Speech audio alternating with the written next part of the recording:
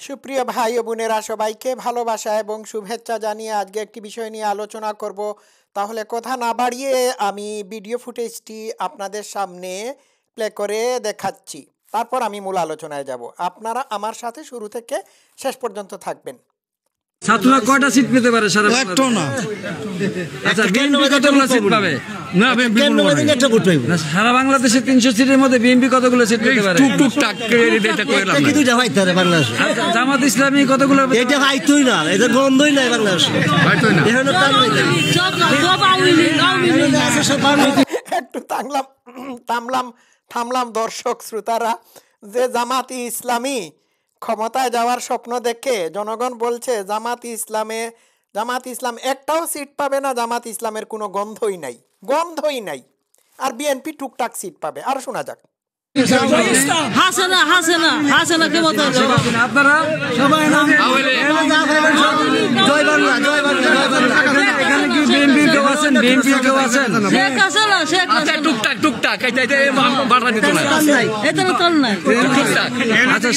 Police মারছে না, এটা অ্যাকশন আইতাছে না, এটি অ্যাকশন হইব।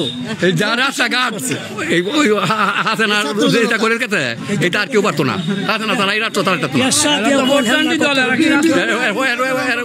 আপনার তো মোটামুটি 80 বছরের উপর বয়স হয়ে গেছে, আপনি কাকে যাচ্ছেন? আমি শেখ হাসিনা যাচ্ছি। শেখ হাসিনা? আপনি? শেখ হাসিনা। আপনিও শেখ হাসিনাকে চান? এই 90% শেখ হাসিনা জীবন করছে না ওটা আমরা আমলে। আর আমরা এই দেখেন ব্যবস্থা করতে এই শেখ হাসিনা আমরা রাস্তাঘাট গাড়ি লিয়ে গেছি টান নিয়ে রাস্তাঘাট কি করে? হ্যাঁ, শেখ হাসিনা করছে, শেখ হাসিনা।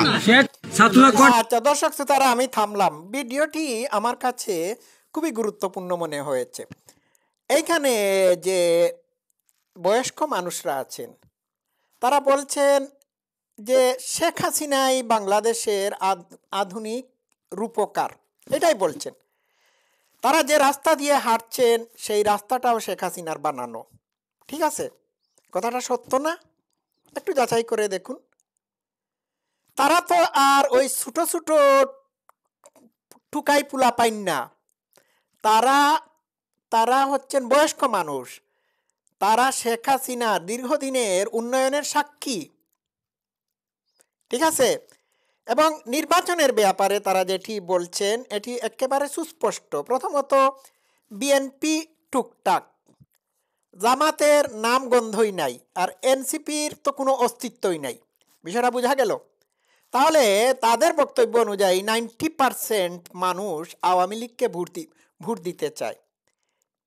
তো এই যে জামাত, তারপর এনসিপি, ইনুস গংরা বলে থাকে যে গণ অভ্যুত্থানের মাধ্যমে শেখ হাসিনাকে জনগণ প্রত্যাখ্যান করেছে।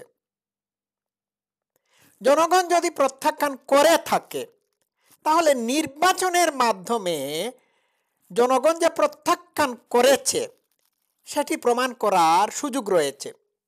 এই সুযোগটা তারা নিচ্ছে না কেন? আগামী ফেব্রুয়ারির নির্বাচনে যদি আওয়ামী লীগকে অংশগ্রহণ করতে দেওয়া যায় আর জনগণ যদি আওয়ামী লীগকে প্রত্যাখ্যান করে থাকে, তখন আমরা বুঝব যে জুলাই তথাকথিত গণ আন্দোলন আসলে এই গণ অভ্যুত্থান ছিল।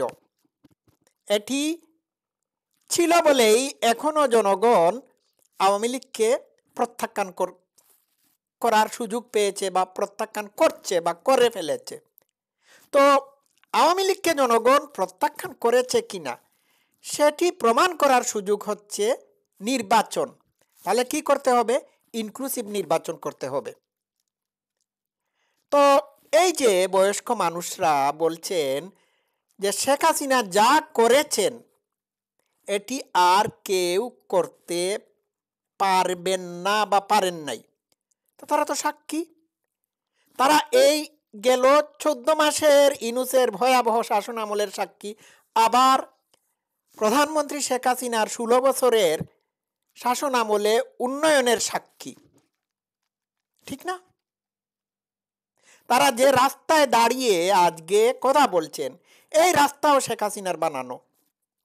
ঠিক আছে, এই যে পদ্মা সেতু, যে পদ্মা সেতু দিয়ে চরমুনায় পীর 40-50 হাজার মানুষ 2 ঘন্টা বা 1 ঘন্টার ভিতর ঢাকায় নিয়ে এসে শেখ হাসিনার পতনের জন্য চিৎকার করেছিল, ওই পদ্মা সেতু যদি শেখ হাসিনা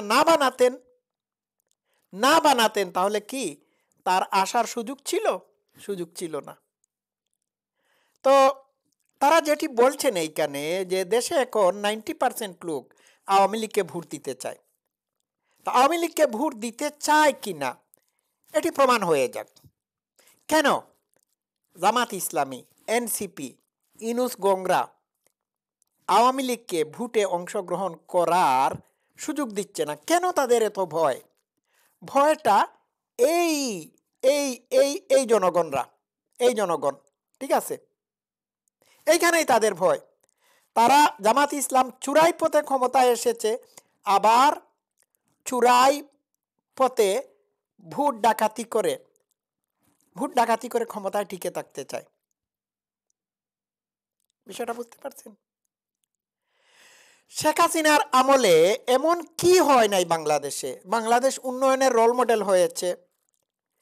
বাংলাদেশ একটা দরিদ্র দেশ থেকে মধ্যম আয়ের দেশে পরিণত হয়েছিল, হয় নাই? ইউনূসের আমলে কি হয়েছে? কোনো কিছুই হয় নাই। যেখানে বাংলাদেশ যে মহাপর্বতের শিখরে বাংলাদেশ উঠে গিয়েছিল, ইউনূসের আমলে সেইখানে শুধু থেমে যায় নাই, গড়গড়িয়ে মাটিতে পড়ে গেছে, গড়াগড়ি বেয়ে মাটিতে পড়ে গিয়েছে। আজকে যদি প্রধানমন্ত্রী শেখ হাসিনা থাকতেন তাহলে সেই উন্নয়নের মহাচূড়া থেকে বাংলাদেশ আকাশে গিয়ে উঠত, আসমানে গিয়ে উঠত। আজকে সেই সুযোগটাও নাই। বিষয় বুঝতে পারলেন আপনারা? তো আমরাও এই বয়স্ক মানুষদের মতো ইনক্লুসিভ নির্বাচন চাই। এখানে কি কোনো টুকাই আছে, বাচ্চা পুলাপাইন আছে, অপরিপক্ক মানুষ আছে? নাই। একটা মাত্র ইয়াং ছেলেকে দেখা গিয়েছে। উনারা তো বয়স পার করে বিভিন্ন এক্সপিরিয়েন্স বা অভিজ্ঞতা অর্জন করে অভিজ্ঞতা প্রসূত এই কথাগুলো বলছেন না? তো উনারা তো এইখানে জয় বাংলা বলছেন, শেখ হাসিনা বলছেন। তো আমার ভয় হচ্ছে এই বলার কারণে ইউনূসের অঙ্গীরা কি উনাদেরকে অ্যারেস্ট করে ফেলে? উনারাও কি আওয়ামী লীগ করেন? না, আওয়ামী লীগ করেন না। আওয়ামী লীগ বাংলাদেশে সবাই করে না।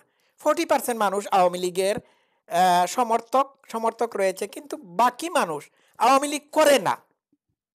কিন্তু যারা এই না করা দলের মানুষরা, আওয়ামী লীগ না করা দলের মানুষরা বলছেন এখন যে জামাতের নামগন্ধ নাই, আর